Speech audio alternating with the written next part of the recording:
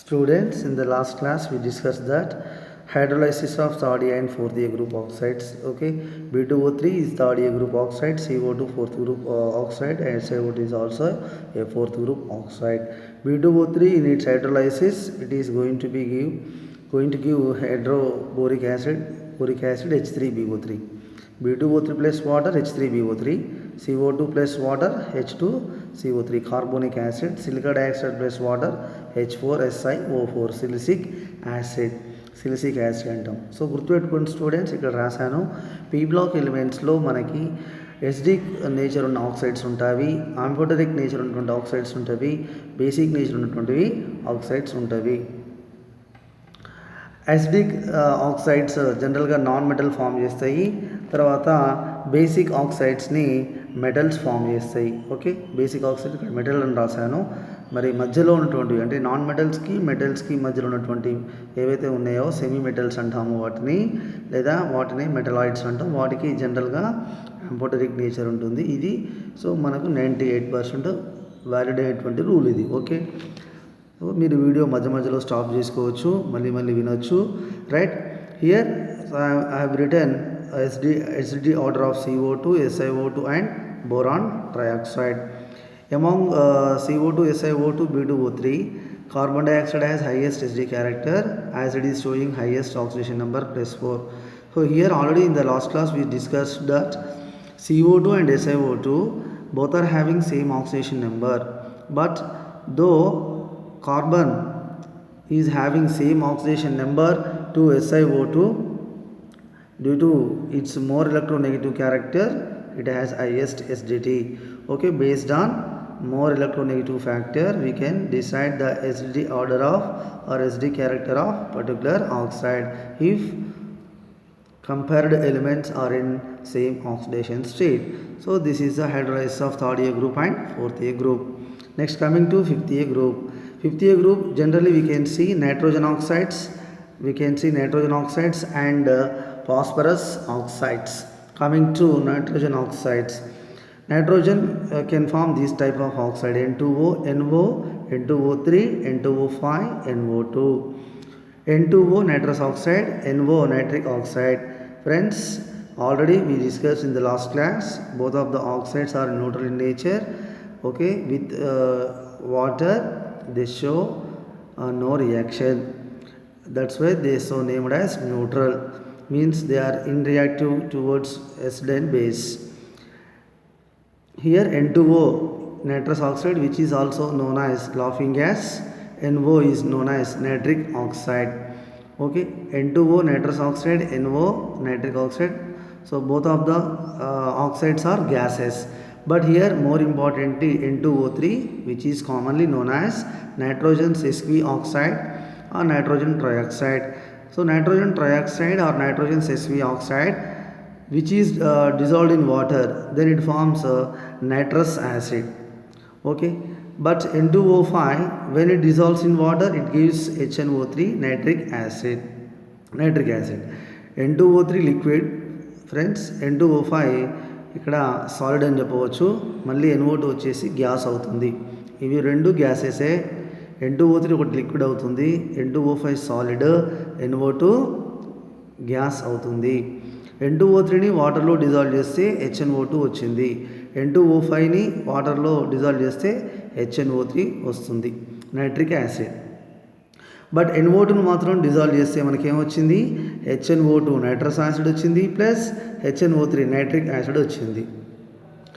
చూడు సార్, ఇక్కడ N2O3ని వాటర్లో డిజాల్వ్ చేస్తేనేమో కేవలం నైట్రస్ యాసిడే వచ్చింది. Yes, but N2O5 when it dissolves in water it is going to give nitric acid HNO3. Okay, but NO2 when it dissolves in water it forms two oxides. Okay, mixture of acids, HNO2 nitrous acid and HNO3. Students, ఇది ఎట్లా గుర్తుపెట్టుకోవాలి? ఏ oxide ఏ acid ఇస్తుందని గుర్తుపెట్టుకోవాలంటే చూడండి, simple trick చెప్తుంది ఇక్కడ. N2O5లో nitrogen oxidation number ఎంత అండి? N2O5, in N2O5 nitrogen oxidation number is +5. Okay, in HNO3 the oxidation number of nitrogen is +5. So +5 highest oxidation number. Nitrogen highest oxidation number +5, అంతకంటే ఎక్కువ ఉండదు. So highest oxidation number ఉన్నది highest oxidation number ఉన్న యాసిడ్నే ఇస్తుంది. Okay, మీరు అదే N2O3 తీసుకోండి. ఇక్కడ N2O5 మరోసారి చెప్తున్నాను. N2O5 ఎంత ఫ్రెండ్స్? +5. ఇక్కడ HNO3 +5. So highest oxidation number ఉన్నటువంటి ఆక్సైడ్ హైయెస్ట్ నెంబర్ ఉన్న యాసిడ్ని ఇస్తుంది. N2O3. NO2లో నైట్రోజన్ ఎంత ఫ్రెండ్స్? +4. N2O3లో నైట్రోజన్ ఫ్రెండ్స్ +3. +3 ఎక్కువనా +4 ఎక్కువనా? ఎస్, +3 కంటే +4 ఎక్కువ. సో ఇక్కడ ఈ +3 అనేది +4 +5 కంటే తక్కువ ఉంది. ఈ విధంగా తక్కువ ఆక్సిడేషన్ నెంబర్ ఉన్నటువంటి ఆక్సైడ్ వాటర్లో డిజాల్వ్ అయ్యి తక్కువ ఆక్సిడేషన్ నెంబర్ ఉన్నటువంటి యాసిడ్నే ఇస్తుంది. అర్థమైందా ఫ్రెండ్స్?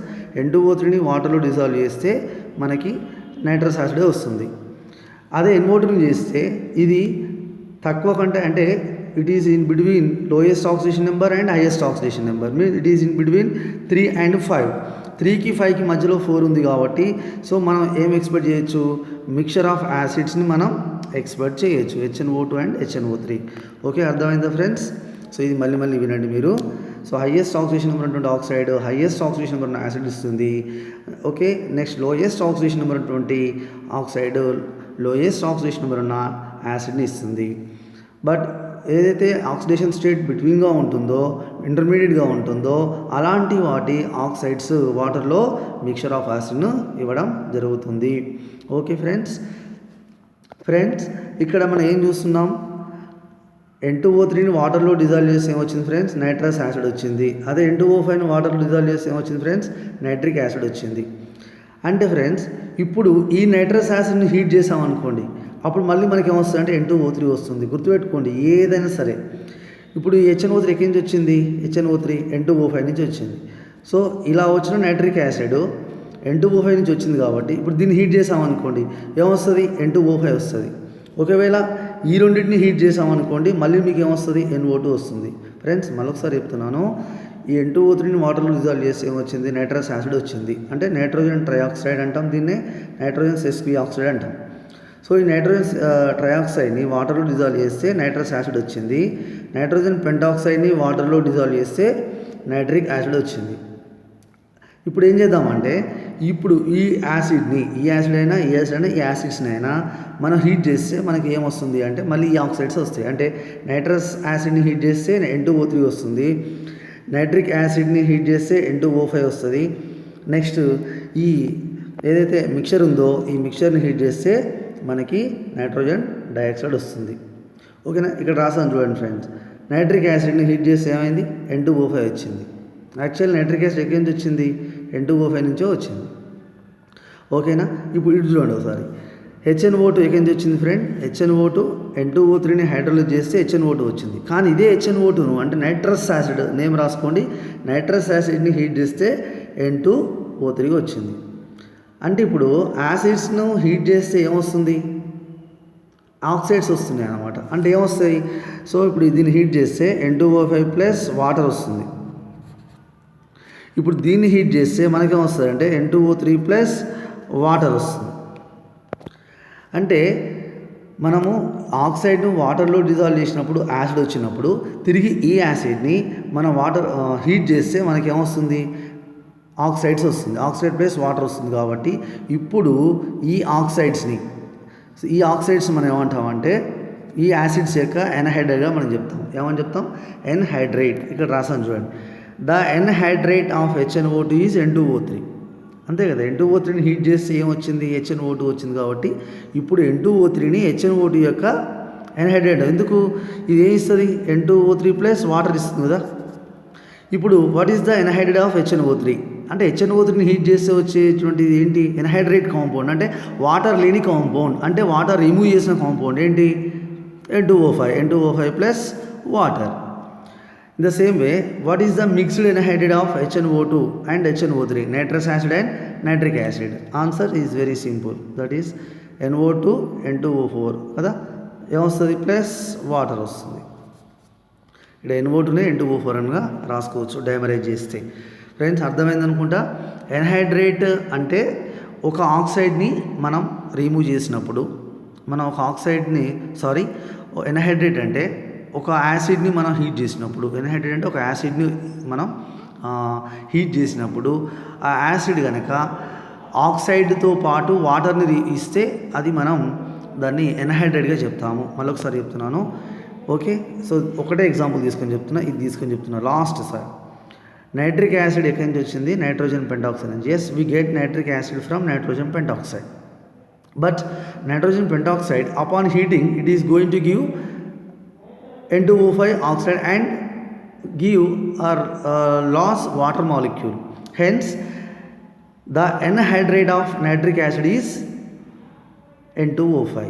Okay, so means మనం ఒక యాసిడ్ని హీట్ చేసినప్పుడు ఆక్సైడ్తో పాటు ఏమొస్తుంది? వాటర్ వస్తుంది. కాబట్టి ఇప్పుడు ఏమనాలి? ఆ యాసిడ్ యొక్క ఎన్హైడ్రేట్ ఏదంటే N2O5. ఆ యాసిడ్లో వాటర్ తీసేస్తున్నాం కాబట్టి ఆ తీసేసిన తర్వాత వచ్చేటువంటి ఆక్సైడ్ ఏదైతే ఉంటుందో ఈ ఆక్సైడ్ మనం ఏమంటామంటే ఎన్హైడ్రేట్ అంటాం. Okay, right. Next coming to N2O5. Here N2O5 may also exist in NO2 plus NO3 minus. Okay, it may also exist in NO2 plus NO3 minus, NO2 plus NO3 minus.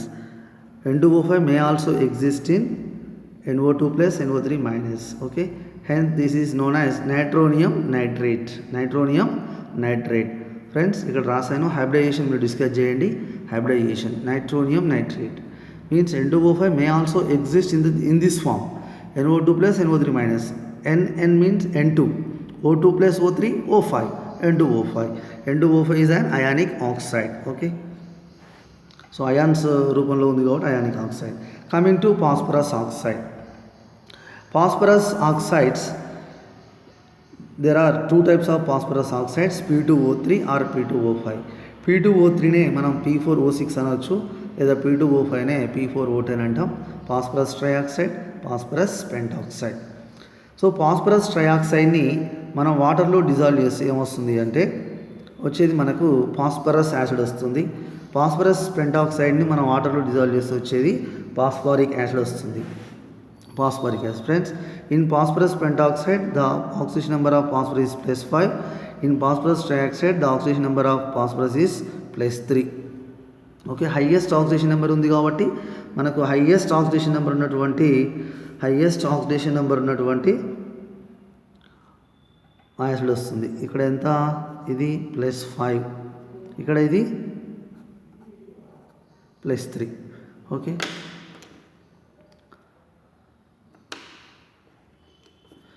Right friends. P2O3 plus water ఏమొచ్చిందండి? Phosphorus acid వచ్చింది. So P2O5 plus water ఇక్కడ ఏమొచ్చిందండి? Phosphoric acid వచ్చింది. Okay, so highest oxidation number oxide highest oxidation number ఉన్న యాసిడ్ని ఇచ్చింది, గుర్తుపెట్టుకోవాలి. P2O5 plus water ఏమొస్తుంది friends? Yes, P2O5 plus water H3PO4 phosphoric acid వస్తుంది. P2O3 ప్లస్ వాటర్ ఏమొస్తుంది? ఫాస్ఫరస్ యాసిడ్ వస్తుంది. ఓకే, ఎసిడిటీ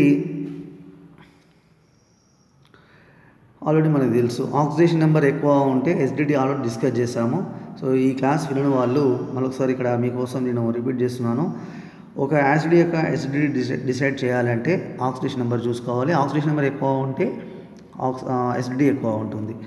అయితే ఇది అన్ని సందర్భాల్లో రైటా అంటే కాదు. 98% 99% రైట్. ఒకే ఒక కేసులో ఇది ఎక్సెప్షన్ అవుతుంది, అదే ఈ కేసు. ఎగ్జాంపుల్ చూడండి. H3PO3 H3PO4 phosphorus oxidation number +5, H3PO3 phosphorus oxidation number +3. Actual దేనికి ఎక్కువ ఉండాలి? ఫాస్ఫారిక్ యాసిడ్కి ఎక్కువ ఉండాలి, కానీ ఉండదు. ఇది ఒక్కటే ఎక్సెప్షనల్ కేసు, అందుకే ఇక్కడ రాశాను this is an exceptional case.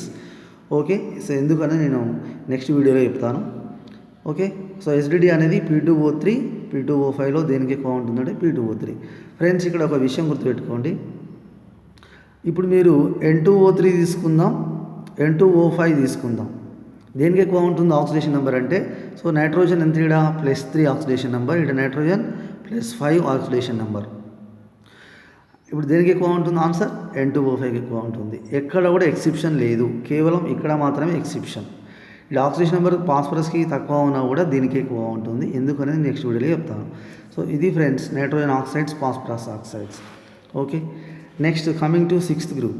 Six గ్రూప్లో మనకు మేజర్గా ఉన్నటువంటి మెయిన్ ఎలిమెంట్ ఆక్సిజన్తో పాటు సల్ఫర్ ఉంది ఫ్రెండ్స్. సల్ఫర్ ఆక్సైడ్స్ మన వాటర్లో డిజాల్వ్ చేస్తే ఏమొస్తుంది? Sulphurous acid.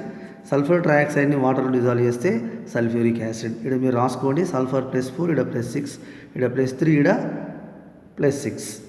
ఎసిడిటీ, సో ఇది ఎక్సెప్షనల్ కేసు కాదు, ఓన్లీ ఫాస్ఫరస్ విషయంలో మాత్రమే ఎక్సెప్షనల్ కేసు అవుతుంది. ఇప్పుడు SO3 SO2లో సల్ఫర్ ఎంత? +6. క్లాస్ వినడం వాళ్ళకు ఇప్పుడు మీకు అర్థం అవుతుంది. ఓకే, +4. ఏది highest oxidation number? Sulphur trioxide. కాబట్టి దీనికే ఎసిడిటీ అనేది ఎక్కువ ఉంటుంది. ఒకవేళ SO3ని వాటర్లో డిజాల్వ్ చేసినటువంటి యాసిడ్ పేరు ఏం పేరు? Sulphuric acid. ఇది సల్ఫ్యూరిక్ యాసిడ్. ఇది ఫ్రెండ్స్ సల్ఫ్యూరస్ యాసిడ్.